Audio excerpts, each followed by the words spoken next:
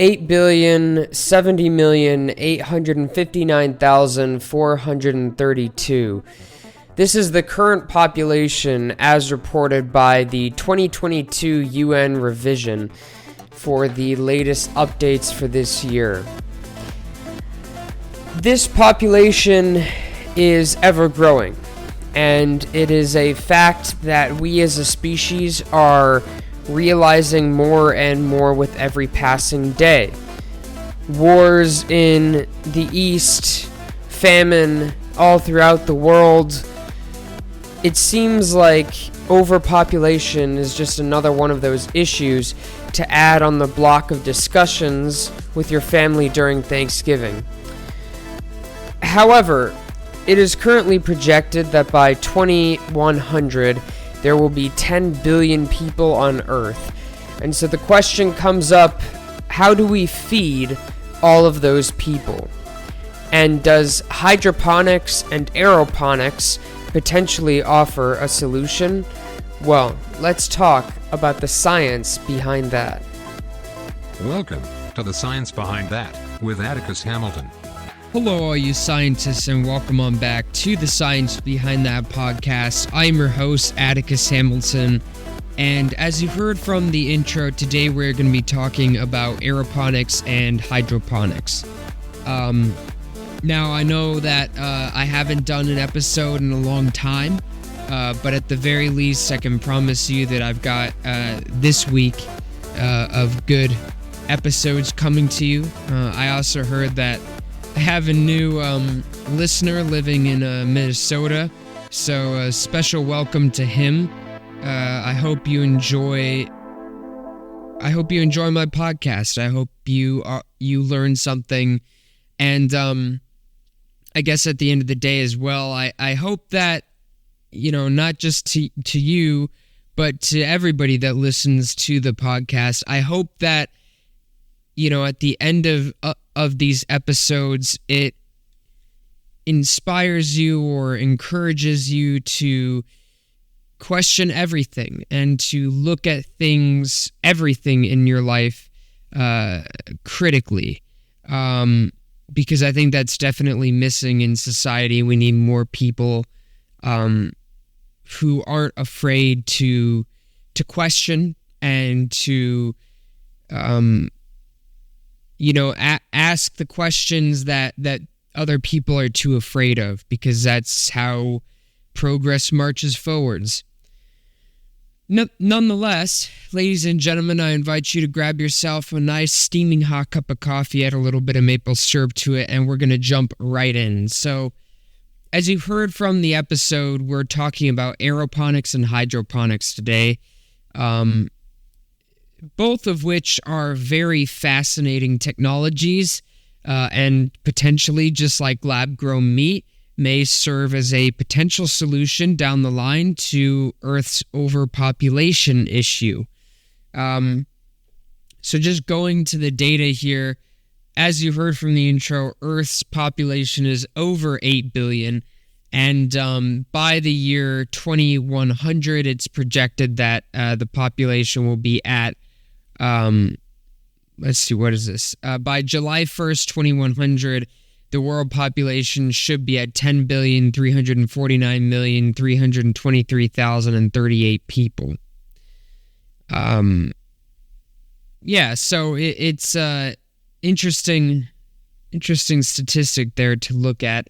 And according to the data as well, currently for 2023, the population rate has been growing at 0.88%. Which is down from 2022, it's up from 2022 and from 2021. So the population as a whole is increasing, but the population trends in terms of percent increase are decreasing. The growth rate percentage is decreasing. In 2020 it was plus 0.98%, and in 2019 it was 1.06%. And so we're trending downwards here, which is kind of interesting. And in 1963, I guess the population growth rate was 2.21%. The highest since 1951. So, nonetheless, ladies and gentlemen, what are hydroponics and aeroponics? And, today we're going to talk about that. We're also going to talk about why I'm focusing so much on population, because it is important. And at the end of the day, we're going to have to come up with solutions of, how to feed 10 billion people, basically. So what are aeroponics? Well, aeroponics and hydroponics are similar. They are both mechanisms of growing crops and plants without the use of soil, but they're a little bit different. So aeroponics is basically when the plants themselves are growing in air. So the roots are just in air. They're not in water, they're not in soil, they're not in a growth media, but they're being misted every couple minutes by a nutrient-rich media from sprayers. So basically, you have a cup with a weird sort of biodegradable foam in it that a seed is planted in, and the roots grow out of that foam, much like we see with hydroponics. But instead of going into a basin of water, they're just in exposed air. And then every few minutes or so, I believe it's like every minute, the roots are misted with a liquid nutrient media. That's usually like water mixed with fertilizer. So what are the advantages of aeroponics? Well, aeroponics are very water efficient. They use around 95% less irrigation than plants grown in the soil. And because of this efficiency, it is possible to grow a very, very high quantity of food in relatively small indoor locations, indoor areas, compared to hydroponics, right? And aeroponics also allows the potential for vertical farms. So generally with hydroponics, because we all know for the most part what hydroponics are, right? Hydroponics, it's the same concept as aeroponics, except when the roots break out of that foam cup thing, they go into a basin of water and fertilizer. And it's basically, like growing it in soil, except instead of soil, it's water. And you can't make that a vertical system generally. It needs to be large surface or large flat tanks that can grow a large number of crops, but that's a larger area that needs to be covered compared to aeroponics, which can be grown vertically. And the other nice thing about aeroponics as well is because the systems generally are vertical and they are extremely efficient. You don't have fertilizer runoff into rivers that we see all the time with traditional farming. And so I'm going to get into that in a minute here. So those are the general advantages of aeroponics, and the disadvantages of aeroponics is that they're very finicky. They are very technologically advanced systems, and like everything, generally speaking, the more technologically advanced you get, the more moving parts you get, and the more moving parts you get, the higher risk there is for breakage, for something going wrong. And that happens with aeroponics. If, because the roots need to be misted very, very frequently, if you have a generator power failure and the power goes offline for a certain amount of time, longer than the intervals between misting, you could run the risk of the roots drying out, which would sacrifice crop yield. Other issues could be that it would require a large amount of energy in terms of light, because while it is possible to do aeroponic growth systems with natural light, most of them use high-powered grow lights, which require a lot of electricity.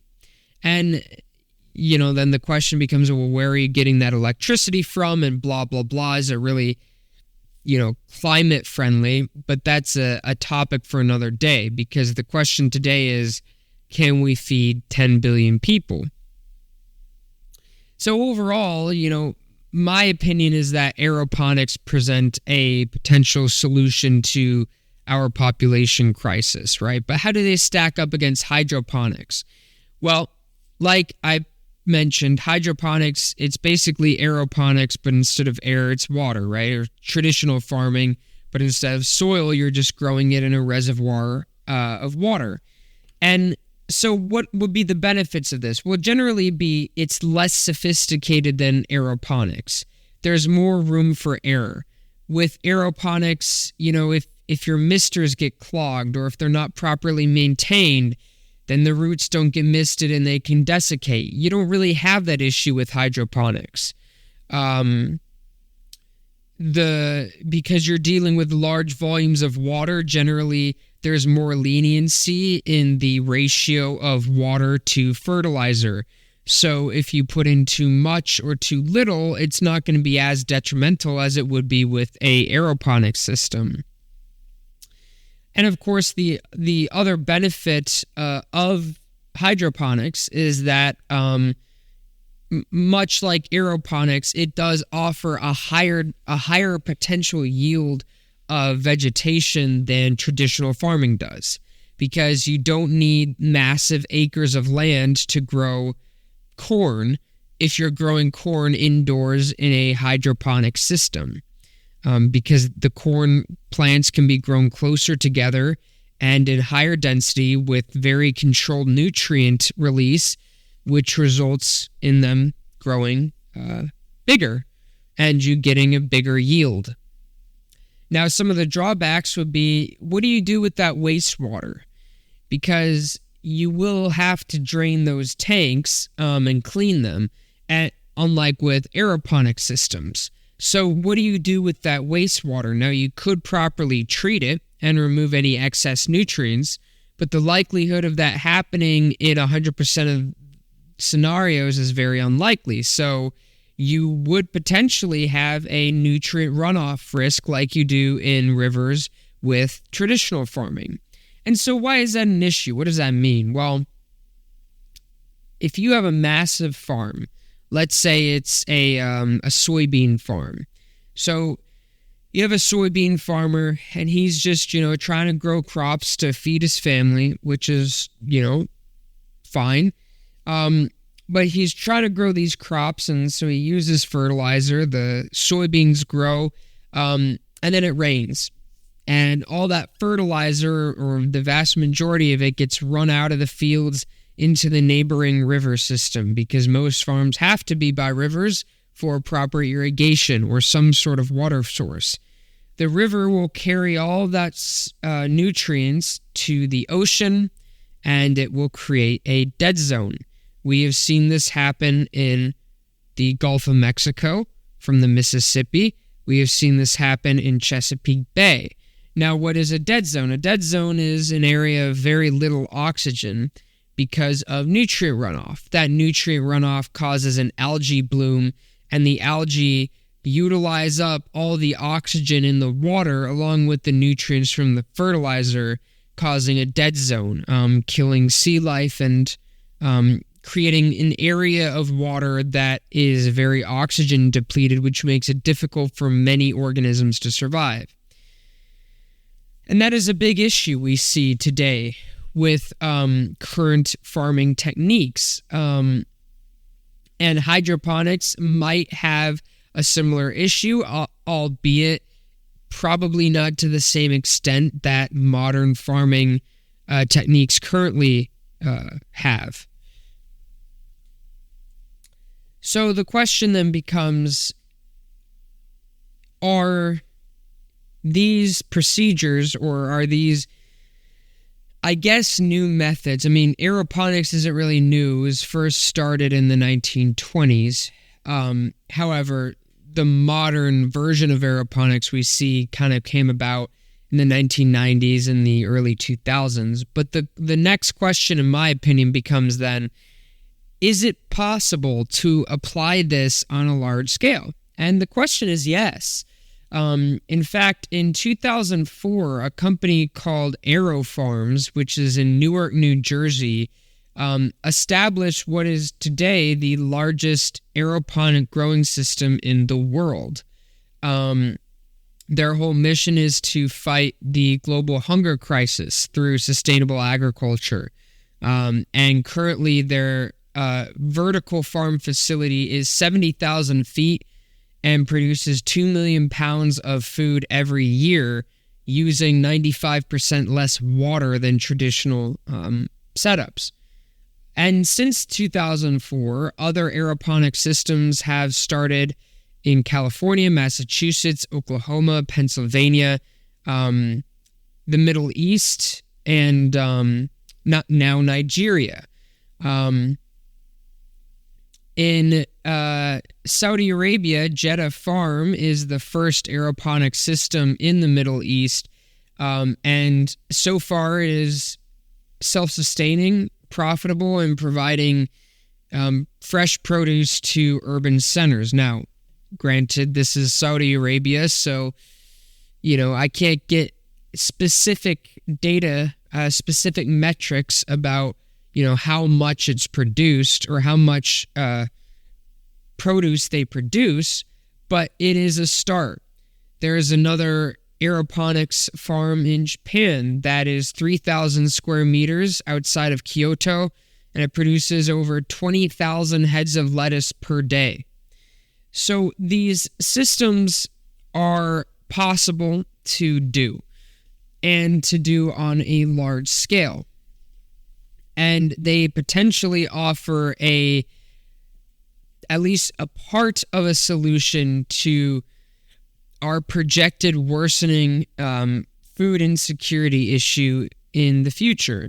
Now, the other part of this is if you were to, apply aeroponic farms on a massive scale, how do you make sure that the small family farmers don't get run out of business and lose their jobs?